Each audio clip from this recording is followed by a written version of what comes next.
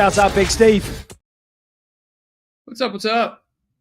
Welcome to something new that I'm trying. Early look or early tease for UFC Saudi Arabia. If you're a first-time listener, Big Steve. I'm a full-time gambler from Australia. 2K units, 23,000 up this year. Trying to get to 30,000 this month so I can be in a good spot to beat last year's record of 54. I usually do it every year. But yeah, why am I doing this? Usually I do full card breakdowns at the end of the week and give out all the bets that I have, usually with a guest. But yeah, why am I doing this? A couple of reasons. A lot of the times I'm taping fights and I don't have time. The week is busy and I quickly rush to tape fights because it's already end of the week and I feel like I got to put something out. And even then, my reads are not great, and they end up being better like 2-3 days after the podcast. So this way, give you something early in the week. A lot of the times my reads without any tape or minimum tape are accurate anyway. For example, Miles Johns last week, I loved him. I picked him, and once I took too long and taped it, I kind of talked myself out of it, but ended up playing like that. So yeah, you get something early in the week from me. So even if I'm late, you got something. And it also might help me have better reads the second time I go over this card. Right, so I'll talk about it now. We'll go over some bets that I might like, and obviously minimum tape, and see how accurate I am. And then end of the week, I'm gonna have a typical big brain podcast with old mate Pepe Silvia. I'm actually gonna fly out to Saudi Arabia for that. So exciting times. And yeah, we'll see how this goes. And another benefit is you don't have to listen to my recap. I can get straight into it with the guest. I'll do the recap now. And more time for regionals as well. So we'll see. Let's see whoever near. Usually I don't like these. I don't like recaps. But I do like the early in the week stuff, right? Because I'm desperate to talk about fights. Obviously, it's tough when people are not taping. And I also don't like to talk about without taping, but who knows? Maybe this works. Maybe it gets my brain. Because Monday, I'm really bad at locking bets in on Monday anyway. So, all right, what do we got? Lou Betcha. I'm getting 50-unit refund from the Maxwell play on Tululin. Please tell me how to redistribute it. Parky, thanks for listening, boss. Narrative Nation, let's go. All right, let's do a quick little recap of last week. Did we make money? We sure did, even though it was minuscule. So I can get my face out of the way. I'm wearing a jacket because it's absolutely freezing here in Australia. It's winter time. Alrighty, so didn't tape this card till the day before, and I have no regrets. I looked at it top to bottom. You know, the PFL has basically become just a rebranded Bellator, and to make it worse, they're just rematching everyone, some of the worst fights. So I felt disgusted looking at this card. So one day was all I needed. I decided the number was a pass. Lisa Molden, I donated $500 here. Awful bet. But, I mean, I just looked at Juliana Velasquez's 3 fights against Camouche. I remember her winning a robbery over Dennis Keyholtz. Before that, she's had unimpressive decision wins. 2020 last win. She's 37. I thought surely at 20%, Molden is going to have some value. I went back-to-back with her as a dog against Yanez and Peralta, so I kind of had a soft spot for her. But yeah, she looked awful. She just quit in there. So a donation of $500 there. I guess Velasquez is, better than I thought. Or I guess, I don't know, Molden just flaked in there. It's weird how in PFL, all the girls or the guys with big names that need a finish to progress in the standings for this playoff, they just end up getting those finishes. Right? Meanwhile, they never finish anyone. Look into that, right? It's quite curious case there. That's all I'll say. Tim Johnson's versus Danilo Marquez. This should have been a big bet. I liked Johnson to finish this guy. I was a bit scared away by the, 1 week's notice, and driving a truck before that is usually a fatty with not the greatest cardio, but it was a levels fight.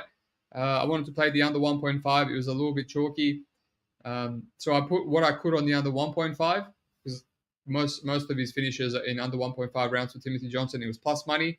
Put what I could on my limited Bet365. Put $100 on Timothy Johnson KO on Bet Online. It was something. And then I should have just done like a full unit on the under 2.5. A lot of people played Marquez. I don't know why.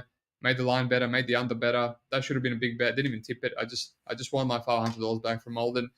But, it was one of those cards. I should have bet Joanne. A few of my friends played Joanne. I saw that she gets taken down, passed. And I mean, Young took her down whenever she wanted, but just the idiot IQ.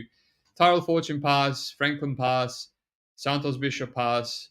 The best thing about this card that I handled is actually passing on most of these fights, because I probably would have lost a lot of money, like usual on PFL.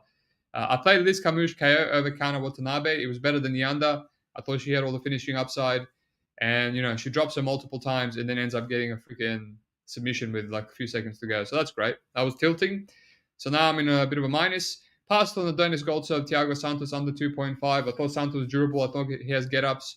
Goltsov couldn't even finish a corpse of Vassell under 2.5 rounds. But, oh well, one of those ones where he just runs through Santos. Ended up donating a little bit on Dakota sub. I don't know why I didn't play the under 1.5. It just slipped my mind. Being really good at under 1.5 rounds, all of Dakota's career, I've just been missing out on these easy under 1.5. It's crazy. Pretty much, Cornella Home is the one that I passed on. I felt like, all right, this is why I pass on these unders. But then she keeps hitting every other one. So a lot of money left on the table there. And then Vassell, Moldovsky pass. So basically didn't play anything really. I was looking for live bet, had live bet on this card, but everything was just trash for live betting. So I lost $500 there, whatever, a little donation. PFL gets the better of me again. All right, so UFC, Josephine Knudsen, Palastri. I thought Knudsen, like I mentioned on the pod, wins more often than not. The only reason I passed the chalk is because she most likely goes to a decision. Palastri extremely tough. And then you got the judges and, the robberies and a couple of mistakes here or there. You put yourself in a bad spot. I ended up forcing the decision. The decision was almost plus money, which it was about 51%. I did think that if he goes to a decision, he goes pretty high clip. And then if he does go a decision, I favored Josephine at least 6 out of 10 times, 60%. So I had a bit of value there. So I just played half a unit because it felt forced still. And I mean, look, Knudsen beat the crap out of her early. They got taken down and mounted at the end. They got taken down round 2. And yeah, I mean, she fought the worst possible game plan she could have. And Palastri actually went to takedowns, which I thought would be the other way around. And she still won a clear 29-28. All right. So, yeah, seems like a bit of a stupid bet, but I have no regrets there. I mean, the read was Palastri is going to win a split decision if she does. So I was happy to roll the dice there. Unfortunately, I did live bet Palastri because, I was a little bit on the edge. So I lost $600 there to hedge after round 1. I pick him. So won $400 there. Costa, Charlian, I kind of like Charlian. How easy it was getting the takedowns is kind of like, well, maybe I messed up here. Ended up live betting Costa at 3 plus money after round 2. I thought round 2 was clear him, and he was going to do more damage in round 3. Finished him, won $300 there, 360 peanuts because limited. Weston Wilson, I had a decent under bet here. I should have bet even more when he went to minus 200. That was easy under 750 there. Fernandez, Judas. I liked Fernandez, but passed, and that would have looked like a bad bet. And then this idiot, Nate Maness, the under went up to minus $1.60. And I remember saying on my original pod, I was like, I hate this under. Parky hit me up. I was like, no, minus 200, no way in hell I rely on Nate Maness to finish someone. He just walks around, and mostly when people come at him, that's when you get the finishes. And obviously Jimmy Flick didn't come at him. They just stared at each other. And then I heard my boy Pepe breaking down the fight, on Liam's pod, and it was like the under's looking good. And I was like, he's right, he's right. If he just pulls guard, Maness will ground and pound him. He can submit Maness. He got takedowns. He was in a couple of good positions, and then I just talked myself into it. But luckily, I just parlayed it for only a quarter unit with the Jekka under 1.5. So the Jekka under 1.5 hit, and then I lost 500 to Maness.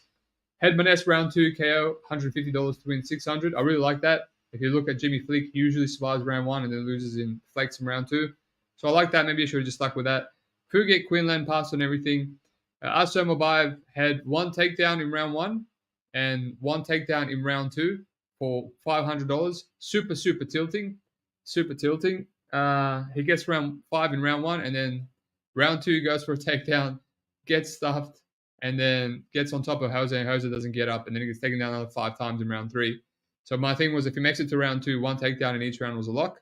But then I hit the other one, which was 2 takedowns in round 1 and 3 takedowns all up. That hit in round 1 super easy. So I won $500 there, but unfortunately broke even. Should have been $1,000.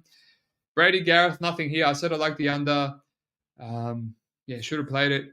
Should have played Brady as well when the line got extremely steamed. I thought the line live would be better, but unfortunately Brady won round 1 live. And then round 3, I was getting slight plus money on Brady, but I was like, he gets dropped so easily. And I was like, you know what? I'm going to lock it in because he has a really good round 3. And then I got frozen out and I couldn't live bet. So, yeah. Lucas Almeida, I don't know why I passed on this. You know, I looked at the Trezano fight. I bet him against Trezano. It's probably going to be an easier matchup than Trezano. Just, you know, I was a little bit tilted after the whole Asu takedown situation. And then Miles Johns, you know, I liked him, money line. I passed. I ended up winning 30-27. Ended up donating to the under. I thought Andrade, durability going down. Miles Johns can be knocked out and flake. Douglas De Andrade usually goes crazy when he's losing. He's live to KO him. And yeah, just donated to that one. Just multiple wobbles by Johns, but just yeah. And then Tyra, you know, I was sick of all these, you know, donations and bad beats. I was like $200 up, pretty much another break even, and with the PFL I was down. So I was like, man, I'm going to stick to my read. My read on the pod was, you know, I think Tyra, it's hard to get a read. I think Perez is going to have some moments, maybe drop him with a calf kick, you know, drop him, take him down, whatever. But I just feel like Tyra's going to win over 5 rounds. I get the feeling like he's a composed young man that he can make adjustments. He doesn't really gas. He's got a good chin. So I'm going to do that. I'm going to live bet. I don't care if I'm feeling nervous or the fight looks 50-50. And then after round 1, he went up to $1.70. I thought Perez definitely won the round. I thought it was hitting Tyra clean, but I thought I saw a good chin. I saw composure. I saw Tyra landing some good uppercuts and straight rights that probably affected Perez more than Tyra was affected by his punches. And he didn't even grapple. So I was like, yeah, he's got the grappler in his backside, in his back pocket. And I live bet $1,000 at $1.70. And yeah, I thought, you know, it was only half a unit, but I'm like, it's all right. As the fight plays out, I'll add another 1,000. But yeah, that's, you know, that was his best of the line, and the finish came soon after one back take. So yeah, a lot of people salty about that result. Like, calm down. Yes, the injury is a little bit annoying, but let's be honest. I mean, Tara was probably going to get a back take whenever he felt like it. It's hard not to see Perez get submitted. You know, sometime over 5 rounds, he's been submitted. Well, how's he going to win? You know, he couldn't knock out Tara. He was trying to KO him. He was landing on him. So, but yeah, I get it. You know, people get upset when they get bad variance. It is what it is. I'll take the good variance. So he ended up $1,000 profit, just a little bit under 500 with the bloody PFL donation. It's something. It still feels like a break-even month, but it's 2,500 profit for the month after going 2,000 down on ACA. So I'll take it. 23,000 for the year. I'll take it. You know, but it's important to stay positive as long as you're not going backwards. Big events coming. There's a couple more. There's a couple of more events, UFC. So as long as the one big one comes, I'll be happy with my profit for the month. Anyway, that's that. Let's move on to this card. Right? Hopefully that wasn't, what was that? 13 minutes? It's all right. You won't have to listen to this breakdown on the next pod, so that's a good thing. I feel like I'm slowly sliding into the FOMO, where I'm FOMOing a lot of the donation bets. So that's usually how I'm unsuccessful with my bets. So I'm going to go out of that. I'm going to go out of that and not force any bets. All right, what do we got? Tease me, baby. Will do. Have a good show. Thanks, Dad. Tristan, Tyra was losing unanimously until he got the finish. Okay, he unanimously lost round 1. You're making yourself look bad there, my friend. It's a 5-round fight. He also unanimously was going to win round 2. So there you go, 1-1 going into the 3rd. Glenbot, the under 2.5 was a plus money. Yeah, I thought that, but Perez is weird with his crazy durability and Mexican durability, and then, you know, just also getting finished at the same time. And Tara, you know, Tara looks quite durable too. Tara wasn't that urgent to grapple. Yeah, but I like that, you know. You don't want to do what Mokaev did and grapple really like aggressively in round 1 when there's 4 more rounds to go. I think Tara showed a lot in that fight. A lot of brains, a lot of IQ. And he showed that he's comfortable standing and he's not one-dimensional as well. Any keeping this morning? Any Kathy? What are you talking about, Greg Lee? What are you talking about, mate? This kid is still very angry that he lost the unit on Perez, and it's fine. Tease my Wang. A lot of zestiness in this chat today. Maybe I gotta not do this zesty ass chat. All right, so what do we got? Lang Zhao, Chang Ho Lee. Look, what is this? A pick'em at the moment. Yeah, I mean, I know both these guys. You know, Zhang. I taped Zhang for Contender Series. He's just a jack of all trades. Seems quite well rounded. Seems quite durable. It's hard to really tell what he's really good at. other than he can survive. And yeah, that's about it. I know Chang Li goes for takedowns, and that's what he wants to be. He calls himself the Khabib, but he's a little bit low on his on finishing upside to be Khabib. But yeah, this it's hovering around pick'em. It's going up or down. Duramisu, was beating up this Lee guy, and Sim Koi Zong, another guy that's quite good from what do you call it? Road to UFC. He fought on Road to UFC. He beat holy shit. He beat him in Brave, and I think he used a bit of wrestling there too. So, but yeah, Long Zhao, I remember just him being a whole lot of nothing. Like against Kumikubo, he was stuffing takedowns, brawl and brawl. Against Nose, he tried the same and won a split. So yeah, he just exists. He exists, this guy. But yeah, no rush to tape this one. They just feel like evenly matched guys, and the line is hovering there. The Magomed Gadziasulov versus Branson Ribeiro. I know this guy as well too. Uh, at the moment, I am just. Greg telling me to calm down. Interesting. But at the moment, yeah, I know Magomed. I remember taping him for Contender, and I thought he was, really, really sus level of competition, a bit bummy. And luckily, they gave him an absolute bum in Medina. And then I was like, they're making me. I liked the over at first, but how bummy Medina is, it's making me consider the under. And I ultimately ended up donating to the under and hating myself. But yeah, really low level comp. Just not impressed whatsoever. And Brandon Ribeiro, this will be his toughest test, and the guy can kill anyone. He already killed, Bruno Lopez as a massive underdog. He's got some good finishes, for Fuguendes from PFL, who's a striker. Flavio Magon's decent. Yeah, he's running through these, Brazilian guys. But yeah, Magomed's probably going to be the more technical guy. It's a clear dog or pass. The under minus 200, no way. Magomed literally couldn't finish Medina, was up like a weight class, was fat. So yeah, I mean, it's a dog or pass. But the thing is, if it's a dog or pass, then kind of Ribeiro's path is the under 1.5. That's the issue here. So yeah, clear dog or pass, or look at the over again. The juice on this fight is not interesting me in any way. Mine Gafarov, Kahan Kang. Actually, I did a bit of tape on this one. I lean Gafarov. Kang is a bit of a soy boy, just jab, late calf kick, not much power. I know he looked like he had power against old mate Yaha, but it didn't show bad IQ to get taken down, backpacked, and lose the fight. All these fights are splits. Brandon Davis split, Pongwell Liu split, good rear naked choke. Dana Bakary, he lost round 1, then barely won round 2 and 3 with the jabs. I'm surprised the judges were on that point. That felt like a split as well. Yeah, I feel like Gafarov's gonna throw more. He's gonna throw harder. Maybe I should have played him a pick him. But yeah, just Gafarov, man. I played him against Castaneda, but he was plus money there, and he was winning most of round 1. Then he got dropped with a head kick. It was winning round 2, and then he got an illegal headbutt. And then round 3 was competitive, but then he got out wrestled. So Kang barely ever wrestled. So I think Gafarov is the side. He's got a bit of brain issues. If he could control his aggression and fight smarter, strike patiently, use takedowns to win rounds instead of being all systems go all the time and just redlining, I could trust him some more. But yeah, if he goes late, then his cardio is going to come into play. But yeah, Kang showed that if you wrestle him and if you push him like John Castaneda did, that kind of just falls apart. And his wins are not very impressive. Kennedy, Tanaka, Brandon Davis, Lee. I mean, couldn't beat a Wash Yaha. Bakary, is cut from the UFC. I've never been impressed with that guy. He's all power. And Christian Quinones is, just extremely chinny and submittable Mexican guy. Yeah, it's definitely Gafarov a pass. I mean, the line's kind of gotten away now. I don't know where to cap it. Maybe 60%. Alrighty. See any comments? Well, here we go. We've got a soccer bet here.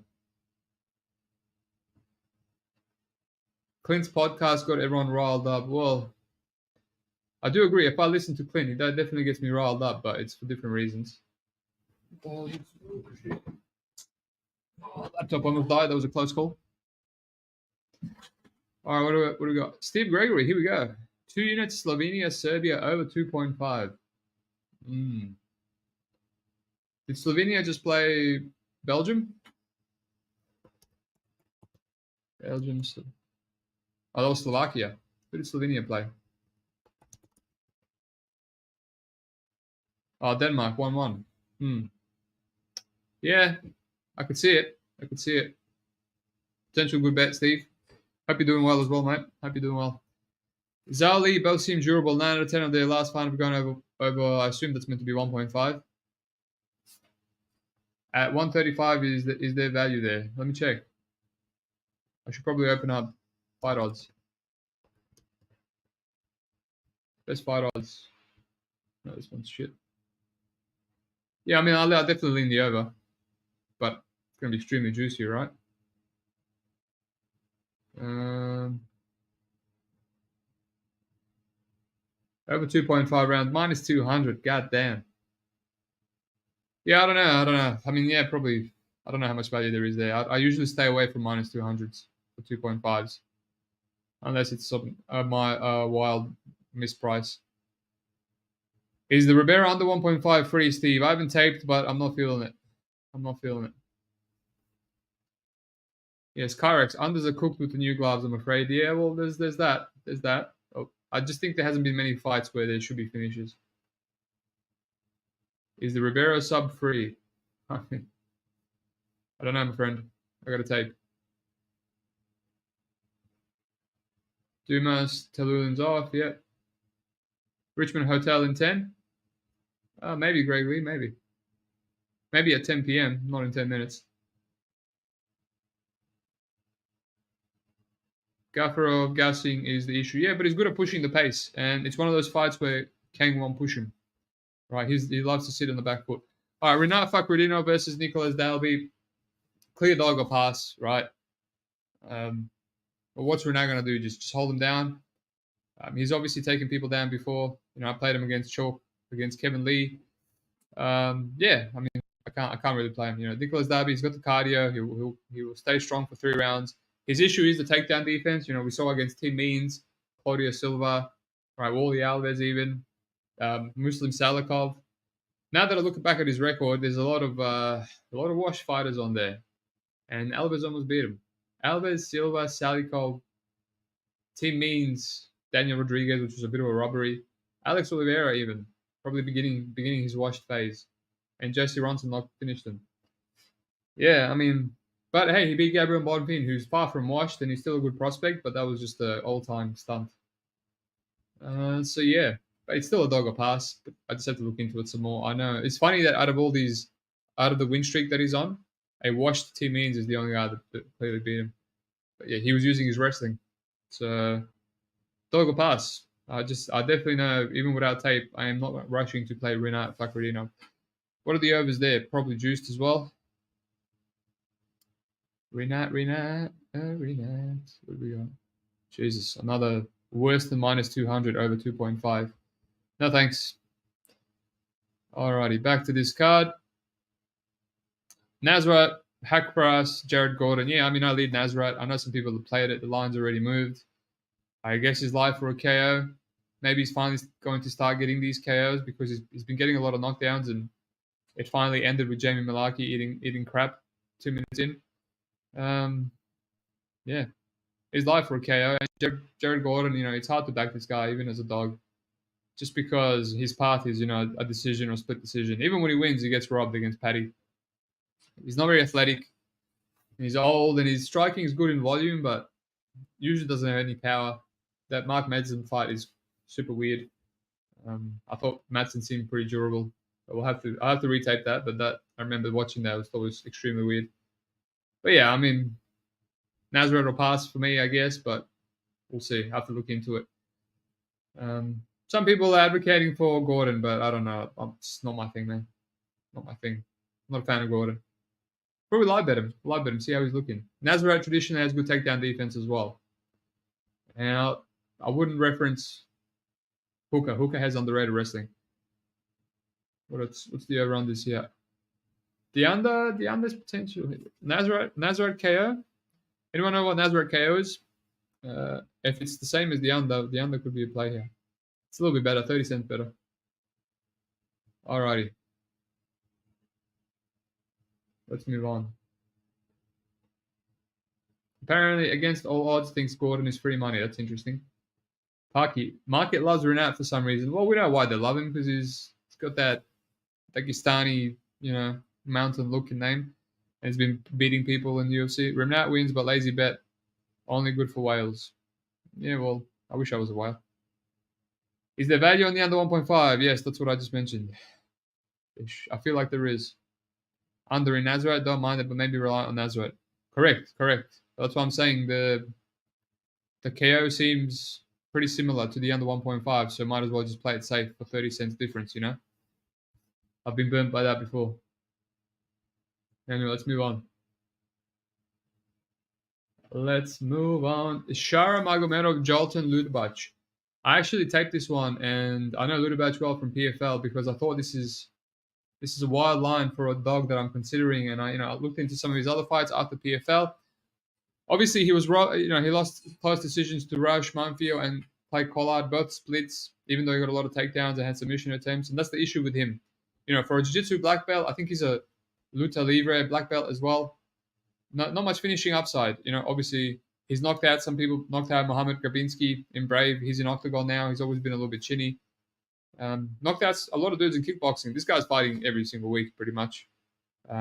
Modified boxing, karate. I like that. I like that kind of activity. He's not going to be someone that's going to be nervous under the bright lights. I mean, he fought Dricus du Plessis, at middleweight, and he was taking him down. He was 2 or 3 times in round 1. And then round 2 had one of those weird finishes with Mark Goddard, like the Dana Bakary Brady Heinstead fight, where he was just he was headbutting his fists with his head, showing him how much they don't affect him, and then Goddard stopped the fight, which is stupid. I hate those kind of stoppages. And then he protested, but he knocked out Alex Lahore, who's also chinny from Octagon. He's got some power, but ultimately I passed just because of the fact that not much finishing upside. He's probably just going to sit on Shara. Shara, showed a lot of striking from his back against Bruno, which you don't want to see. You would rather see some get-ups, personally, myself included.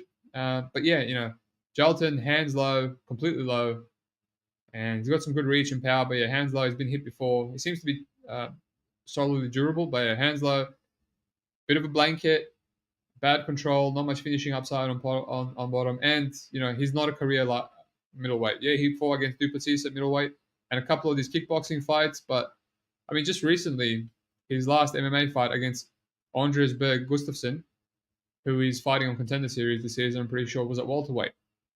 Right, so last year he made welterweight, and these kickboxing fights, middleweight, sure, but kickboxing is a different breed. Welterweight again, open weight. So January this year he fought welterweight. So I don't know. Same time, I'm kind of feeling like it shouldn't really matter. He's a juicy Brazilian, 6 foot. He looks massive. He doesn't look flabby when he's at middleweight. He looks strong. And he was taking down du Plessis, but yeah, Saudi Arabia, I'm not feeling it. I'm gonna leave this one. To be fair, I thought I would like the dog, but yeah, after seeing how he always gets robbed in split decisions, how his hands are low and kind of slows down as well, I think Shara might hurt him, drop him later on. David L, thanks for listening, my man. Shara Ludi under 2.5 plus money on the short notice fight upper weight class. Yeah, but it doesn't matter if it's short notice because Jalton literally fights every week. This guy's ready. He was meant to fight Cholion Taveros 3 months ago. And then he had, he had a boxing match 2 months ago. Is this who I think it is? Oh, no, it's some random dude. He had a boxing match and then they signed him to the UFC. So, a month plus ago. So it's not even short notice. I think the guy's fine. But yeah, dog will pass. Clear dog will pass. I don't know. I can't bet Shara. What do we got? The under, yeah, I consider the under. Yeah, consider the under. The only issue is, he rarely gets knocked out. I think Bruno Silva's a bit more washed than Jalton, to be honest, and he still survived. So, yeah. I don't like how Shara is happy to have a point kickboxing decision. And a lot of the people that he's knocked out were just really bummy guys on the Russian regional scene. All right, let's move on. Johnny Walker and Ozdemir. The one that got away, I was looking at this plus money on Ozdemir, weeks in advance, and I'm like, oh, I should tape this fight. And then I taped it at Pick'em, and someone already tipped it in my Discord at Pick'em, and someone sharp, I should say, as well. So I respect his action. And I still taped it, and I'm like, I think Volkan still has some value, right? He's durable. Walker will drop the ball against most people. Who's he beat? He beats people like Paul Craig, and I watched Anthony Smith. I don't care what anyone says about Anthony Smith. He's still washed. Ion Kutalaba, couldn't even beat a washed Thiago Santos, and the rest will just run through him, right? So yeah, but then I look at Ozdemir, and the more I look at this fight, I did tape a few fights. I guess the Bogdan fight was better in hindsight than a lot of people thought. But the Paul Craig fight was like, Nikita Krylov, yeah. Yeah, he's kind of looking a bit washed to me as well. He's old. What is he, 36? 34? Could be worse. Could be worse. But I think he's the side here. I think Johnny Walker, is going to have some advantages with the kicks, the stick and move. I think Volkan has to pressure him and has to do what he did against Krylov. He went hard at Krylov, hurt him a couple of times. There was extreme aggression from him. If he does that here, the under 1.5 has value, right? It was decent plus money. Someone hit it, and now I'm just like, eh. These days, whenever I want to play Walker unders, I just remind myself how patient he is. I played the under 1.5 at chalk against Craig, but I'm like, chinny guy, two chinny guys, and Craig loves getting knocked out, and he literally did not throw a head strike at Craig for 2 minutes and something. I remember staring at that, watching that fight, and I'm like, surely you at least throw a strike here. My under's not going to lose because you throw nothing. And then the second that Craig caught his leg and went for a takedown, Walker knocked him out with hammer fists. So this dude will just stare at you. So that's the issue with these unders. Even though it's plus money and there's probably value, maybe pick him. But yeah, Volkan is also durable, but he can be knocked out. But I don't think Walker throws the strikes to knock you out anymore. Like a lot of his strikes were when he was really aggressive and throwing flying knees. Now he's just like kicking you, calf kicking you and stuff. So yeah, I don't know. It just feels like a past light heavyweight fight that I'm just going to donate money to. But all right, see if anyone else likes this fight a bit more than me. David L. To be fair, I think Shara's striking from the bottom were pretty effective. I think he can. That's what I mentioned, mate. Yeah, you're right. Subhuman, what's up, my friend? Parky. Walker shouldn't be this juice with that chin. Correct. And that's why I said that's the one that got away. I should have just played the plus 120. That would have been, He's still slight dog to Walker on Bet365. Maybe I come around to it. Maybe Walker should be slight. Walker should be slight favorite. McLovin, Walker downhill since training with Kavanagh. Well, I don't know about that because he started winning fights. He looked good against Smith. He won against Craig. He literally went on a streak. And he almost won a 5-round decision against Thiago Santos on the feet. Who would have predicted that? So I think this is still an improvement for Johnny Walker. But I also think he needs to know when to let go instead of just being a peasant the whole time. All right, Mohamed Naimov versus Felipe Lima. Felipe Lima's my boy. We all played this guy at like $3 something in Octagon. Beat the piss out of Magad when I was in Europe last year. And yeah, he deserves to be in the UFC. They're signing him. I don't know what the odds are. I would love to play this guy as a dog. But something tells me that he's not going to be an underdog. Let me know if I'm wrong. All right. Let me see. Fight odds. Surely there's odds for this fight. Well, I don't see it. Let me know. Let me know if they pop up. But yeah, Lima's quite good. Obviously, I have to refresh. I haven't even watched that Magad fight. Oh, it's a pick'em. Oh, maybe there's still value. I don't know. I think Naimov has been just getting quite fortunate in the UFC. I bet him in some instances, but I definitely didn't bet him against Nathaniel Wood, and probably should have lost that. I actually bet him against Jamie Malaki as like a huge underdog, and then I cashed that right before the fight started. And then I tried to live bet him before the knockout. Super tilting result. Eric Silva, I wish I bet the under there. Yeah, just weird results for Naimov, but is this Lima's weight class? He's not moving up or anything. Featherweight. Oh, he's moving up. something to cap, something to cap. But Lima's quite good everywhere. He's training at a good camp too, so we'll see. He probably plays out to pick him first thought. All right, Kevin Gastelum, Daniel Rodriguez. I mean, what did it say? $1.40, Kevin Gastelum. No, thank you. Maybe. Who knows? If Daniel Rodriguez is as washed as I feel he is, and I love the guy. I've been betting him. He was in my casual stage when I was making a lot more money, not overthinking things, and I used to anchor him. I bet him against Gabe Green, bet him against Tim Means, Dwight Grant, Mike Perry, Preston Parsons in a parlay, Kevin Lee. I mean, yeah, that guy's great. I think I even bet him against Jing Liang Li, but I thought that was a horrible bet. And then, he's starting to get dropped by Neil Magny, and just that knockout by Gary. I really, really didn't expect that. I thought it was going to be a competitive fight.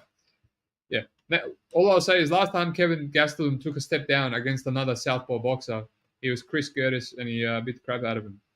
Obviously lost round 3, but it looked good. Sean Brady fight kind of not relevant to this. His fight with Jared Cannonier was good too. He lost 3-2, and he was winning on volume, and he just kept getting dropped at the end of the rounds and giving that up. That's always tilting. I live bet him there after round 2. I thought it was 1-1, and I'm like, yeah, he's got all the volume. Cannonier's not throwing anything, and just threw that fight away. But yeah, I mean, what are you going to do here? I'll look at some over-unders. Am I going to parlay Kevin? I mean, you just know he's going to piss you off if you do. People are still playing him. Lines dropping. Live bet Daniel Rodriguez, maybe see how he looks if he's not completely washed. The under is another potential bet here. $3 for the under, plus 200. I mean, last 2 fights, he's been finished. D-Rod, Gastelum's extremely durable. That's the only thing. Maybe look at Gastelum KO or inside the distance. That's potential. Sergey Pavlovich, Alexander Volkov. This is one fight. Like so far, I've had some good reads. Wiki capping and whatever. This is one fight that I feel like I need to tape. These guys train together, so that's throwing me a little bit off. So like literally they trained in the same camp. I don't know if they're not training anymore in the same camp, but I didn't really think they would fight. Yeah, it's just a weird fight. I see the under took a lot of action, which made sense, right? It's a Pavlovich fight. And then he went up again. So now I'm just like, these gloves and usually, training partners are they have some sort of sparring match occasionally here and there. But Pavlovich, man, he can knock out anyone. He knocked out Curtis Blades, who has a good chin. And it wasn't like one punch KO. It was just the accumulation. The guy has really fast hands. Volkov is slow as shit. Extremely slow guy. Ever since he's put on the weight, he's even slower. I tried to fade him against Jairzinho. Jairzinho looked massively faster for those 2 minutes and then caught him with a straight down the pipe. Tai Tuivasa, I mean, it took way too long to finish Tai. If there was no takedowns, probably would have been a lot sweatier. If Tai just doesn't implode on the ground, would have been a lot sweatier. But yeah, I need to look at this one. I know Sergey at minus 200 doesn't really get my attention at all. But the under is, boys, the under is what I'm going to be looking at. And, we're seeing that Pavlovich can be knocked out himself as well. Obviously Tom is probably up there. The combo of speed and power can knock anyone out, and he just caught him behind the ear and then ground hammer fisted him. There's potential that Volkov can knock out him as well. But yeah, I got to look into this one. This is one that I don't want to talk too much without tape. 6 Hound. Yeah, worried we get Schulte versus Manfio 2.0 here. Yeah, the thing with that is, I think they had an agreement that Manfio was going to let him progress, ahead in the season for the $1 million. This is, I think, both these guys still have title aspirations, and I think they both want to fight for the title. And I don't think they're family friends. And I think in Manfio Schulte, one of them was a godfather to the other one's daughter. So these guys just train together. It's just what's the extent of the friendship? It's a fight that's freaking me out. Robert Whittaker, Ikram Aliskerov. So believe it or not, it's Tuesday here, and I do actually have a bet. I have a bet on Ikram, and I have 1,500 plus 150, $2.50. No tape when I played it, but since then I've taped in depth. I wanted to know nice and early if I'm going to be hedging and getting out. And I'll be honest, I don't think I have the strongest read. A few reasons why. I think if you look at Ikram's career, you see a lot of improvement. You see him get knocked out cold by Chimaev, and you think maybe there's some chin issues there, but Chimaev has underrated power, and that uppercut, I could turn off anyone. He's got some good wins that you can't really find the fights on. Geraldo Neto he was fighting for the LFA title. He's like a high level black belt Brazilian, and he finished him in round 3, which I can't find. But other than that, he's got a split decision to Chad Hennecum, who a lot of people shit on. But he was like 24 years old back then, 2018, and I think he's improved since then. Dennis Taluli in round 3 finish. Sean Burrell back in 2022, kind of slowed down there, dropped the round, but he still had enough to win round 3, with takedowns. He really loves his Kimura. And then, since then I was, because, taping him for Contender Series, and like, I don't think this guy is that flash. But, quick Kimura against Sosa, who's not that good at all. Quick KO against Hawes, who, whatever, is good, but the chin is always there.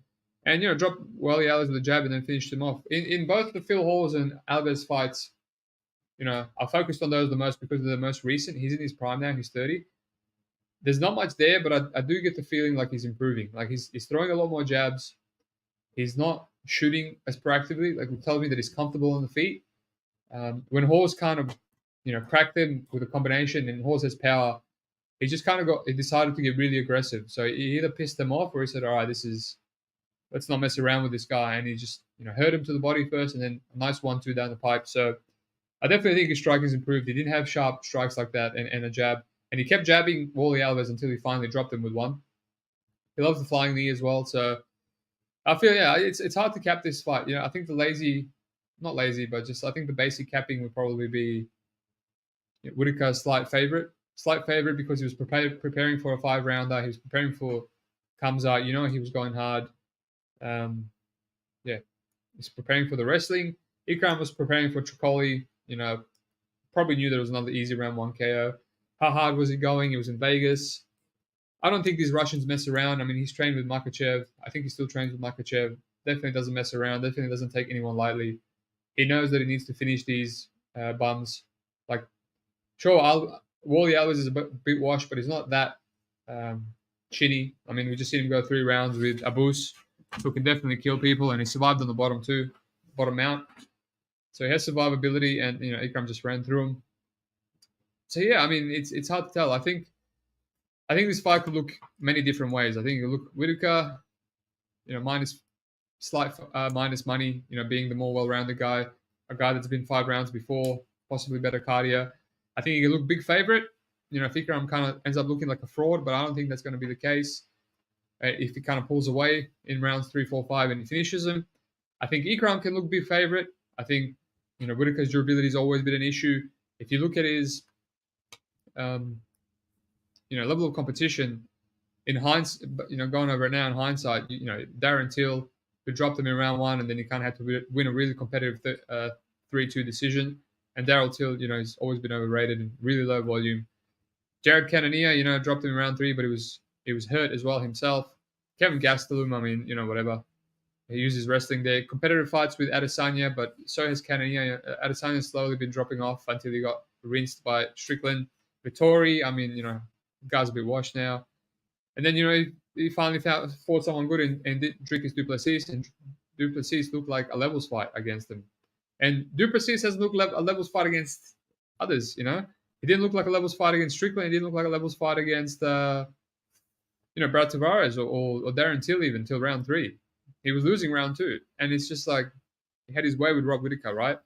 So Robert Whittaker, he has his faults. He's got the durability. And then fighting Paulo Costa, he just beat Paulo Costa, but Paulo Costa extremely low volume. I actually contemplated Paulo Costa against Strickland until I watched that fight. And I remember live betting Costa after the wheel kick and being 1-0 up. And I'm like, this is all you need.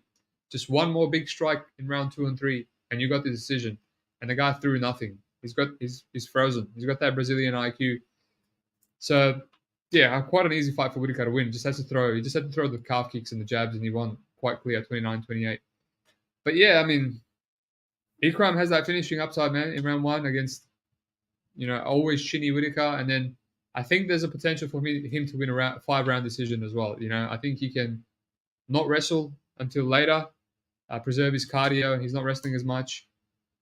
Whitaker always had good scrambling, takedown defense, but he can be taken down. I think Ikram has like levels in terms of takedowns. He's one of those guys that you can tell from tape. He's got the high crutch single, he's got the slams, he's got the double legs.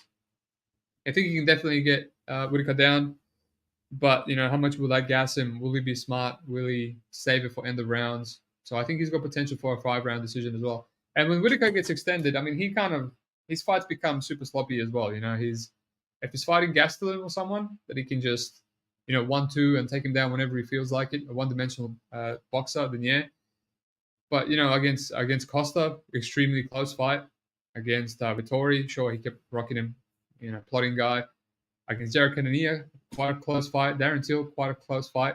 So these are technical strikers, and with this improved striking from Ikram, and the power, the size, and the wrestling in the back pocket, I think this could be competitive. So I still don't have a strong read, but I'm definitely going to leave my plus 150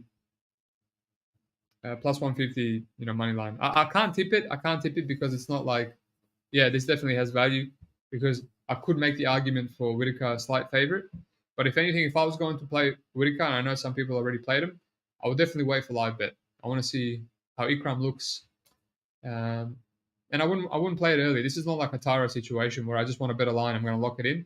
I want to see how Ikram looks, how Whitaker looks. Maybe waiting to round 2. Maybe it's competitive into round 2, and then round 2 Ikram drops him, and then Whitaker starts going downhill right after a live bet him. So it's a show me fight. A lot of questions about Ikram. We haven't really learned much in his UFC tenure, other than maybe he's improved a bit and he's in his prime. So yeah, I'm excited for it. That's the only bet I have, and there you go. You get to find out about it on Tuesday because I've done this early look. Let me know if this early look was worth it. You're interested in this kind of stuff. I'll see how I go. I'm still doing my big show with Pepe Silvia when I fly out to Saudi Arabia. I'm going to be wearing my gown, when in Rome.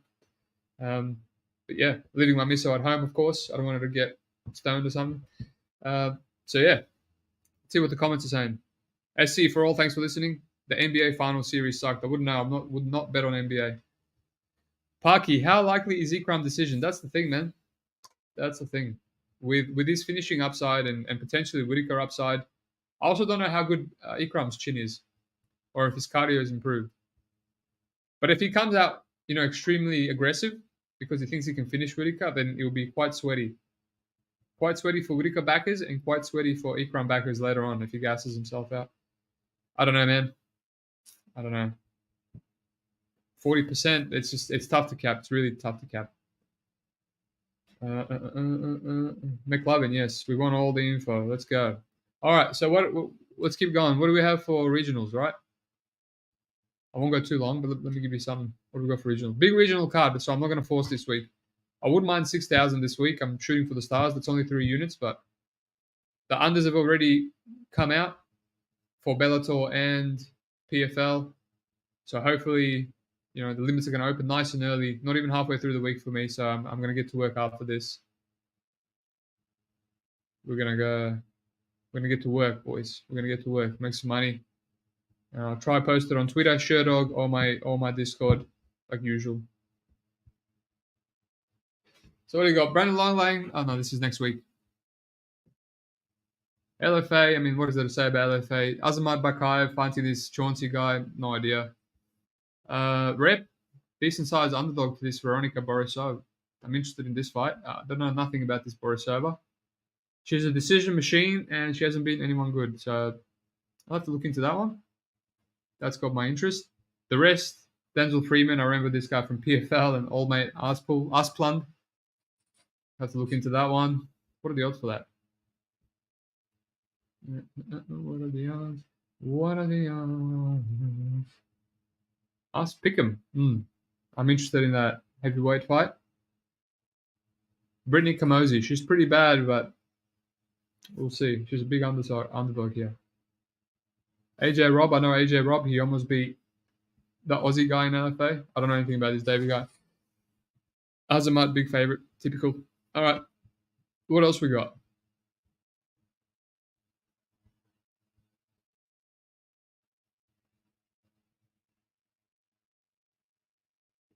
Nick Alexander. Why no chick fights Saudi Arabia card? I think you know the answer, mate. They're boring as hell. Nah, the Saudis are paying a lot of money, and they've actually fixed boxing. The whole money thing they're doing with boxing. It's made me become a fan, and I think they're paying a lot of money, and I think Dana's just like, I don't want to give you any crappy fights, so no women's. Tristan, well, I'm looking into it now, my friend. Let's go. What do we got? I also like that everything is on a Sunday, right? LFA is usually on a Friday. For me, it's on a Sunday, and even Bellator's on a Sunday, and PFL is on a Saturday, day before. So I've got everything. I've got the full week to tape everything, so that's good. I don't really have any excuses. And being in Saudi Arabia, it's going to be like 2 a.m. And then when I finish that, I can go straight to LFA. It's beautiful. I can live bet both and Bellator. All right, so what do we got for PFL? PFL, Mads Bernal, Clay Collard. Let's see what we got for odds. Regular season. Ooh, Collard, big favorite. Yeah, Bernal looked like shit. I faded him with before. A bunch of the boys faded him. He looked like shit, so it's hard. You know, he's up a weight class. I get it. But hey, you know, Collard's always live to get submitted. But yeah, no strong takes there. Impa is not parlayable against Jacob Nadeau. The guy can kill anyone, and Impa has been killed before. That's all I'll say. This is a light heavyweight, boys. Don't forget. That's all I'll say. For tricky people, Miranda, I'm going to look into that one. Look into that one. What are the boys saying? You're fading the lesser people on Friday. Why is that, Gaucho? Let me know. The Russian chick beat Shavkat's sister. You casual? Yeah, I saw that on the first fight, but whatever. Shavkat's sister good? No idea. Yes, FIFA Gaming. I'll be going to Saudi Arabia. PFL is in Utah, Salt Lake Elevation, and Barnell is guessing. Correct. Barnell is going to use a lot of energy in round one and maybe look good, but then slow down. I don't know. He doesn't always grapple. He likes to box. He's got underrated boxing. He's just a bit of a punching bag, which is the issue here. Alrighty, what else? Solomon Renfro, decent sized dog to Brett Primus. Maybe. Carlos Jr. Wow, Polizzi. The Polizzi being a massive dog to Antonio Carlos Jr., maybe that's going to get my attention. The guy's hard to sub. Yakshimura, big favorite to Simon Bion. Makes sense. You know, he just killed Jacob Endo. Robert Wilkinson, big favorite to Silveira. That's interesting. Might have to look into that one. I think the under there is... What's the under? What the hell? Oh, I clicked on the wrong fight. The under 1.5 is plus money, apparently, on BetOnline. Interesting. That's all I'll say. Sadabusi versus Tom Breeze. Sadabusi is minus 200. I will say, if Tom Breeze can get this fight down, I think it's a lock. Submission is lock. But the guy is quite flaky, and will he get this takedown? That's the thing. His wrestling's not bad. Not good. Under 1.5, I pick him. I think that's accurate. You know, Sadabusi loves to just skirt on the octagon and not sit on any punches. Espinosa, $3. I'm considering that against Gadzi. Gadzi almost lost to Renfro. Dufour, Piccolotti. People saying Piccolotti has some value. I have to look into that. I don't know anything about Cosio. Carl Bergson, Andrew Sanchez. He should win. Sanchez is completely washed. This Ruiz guy must be a bum because Zurch is not that good to be that favorite. All right. Where the hell's my Bellator? Paul Hughes, massive favorite, yet not pass. I kind of like Jason Jackson. The line completely steamed. No, thank you. Blankov, Kavanagh going to have a boxing match. You know, who's less washed? This Dalton Rossa Norbert fight interests me. Been jumping back and forth. You know, I'll see. I'll probably take that first. And this Matos Casimo fight. You know, evenly lined fight. Matos is quite good. He's been fighting in ACA, beating Russians for a hot minute. I don't know this Camaro guy. I'm going to look at Shaboniota from Ryzen. Newsy is not the best. I don't know why he's minus 200, so I'm going to look into that one. Nathan Kelly, to give him another squash match. How long will this go on for? Michelle Montague is not that good, and she's getting another grappler in Carolina Sobek. I think they think because Asper Ladd ran through her, could happen again, but potential dog shot there. And that's it for me, boys. Almost 1 hour. Hope you enjoyed that. I need to get back to some actual work, tape some fights. What's the human say? Patrick has slowed down a great deal in recent fights. Yeah, he is washed. I agree. He should stay on the feet. Patricky not wrestling. Yeah, yeah, I agree. Hand speed just not there anymore. Don't believe he'll find the KO. Correct. One thing I'll say about PFL is when the season starts and you kind of see someone's off or injured, they just kind of tend to stay like that throughout the whole season. You know, unless it's Brendan Loughlane who kind of worked his way into it that one season where he looked really off. So yeah, maybe this is the spot to just keep fading Patricky. You know, getting knocked out by Clay Collard, that's a bad sign. Maybe you're right. But also Miranda looked dreadful against Primus, so who knows? I lost a decent sized bet on Sadabusu in his last fight. Time injury. Oh man, don't get me started. I bet Silveira by sub. It was like playing plus 1,000. It was fixed. It was mixed up with his KO, but the bookie would have honored it. When he got that easy takedown, I'm like, this is it. I'm about to become rich, and then broken thumb. I hate PFL. The Newsy fight is cancelled, Steve. All right, thank you very much. No one told me that.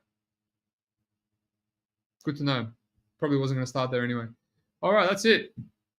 Like and subscribe. Leave some comments. Leave some comments. Make sure you tune in a few weeks' time for Pepe. Me and Pepe both agreed we're gonna like doing the podcast end of the week later so we can have more reads. So mate, you got me and Pepe end of the week with our reads fully locked in, so it should be a good podcast. And you got something now, so you don't have to feel like you missed out.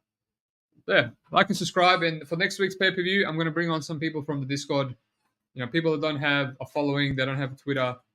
I think they're sharp and no one knows about them. So mix it up a little bit. Stop bringing on the same YouTube celebrities. And you know, I actually trust these people with my bets. So I'm excited. I would have loved to have to break down a Conor McGregor fight, but it is what it is. FIFA Gaming for the 7th time. Yes, I am going to the fights in Saudi Arabia. I hope that answers your 3 questions. Alrighty. Peace out, everyone.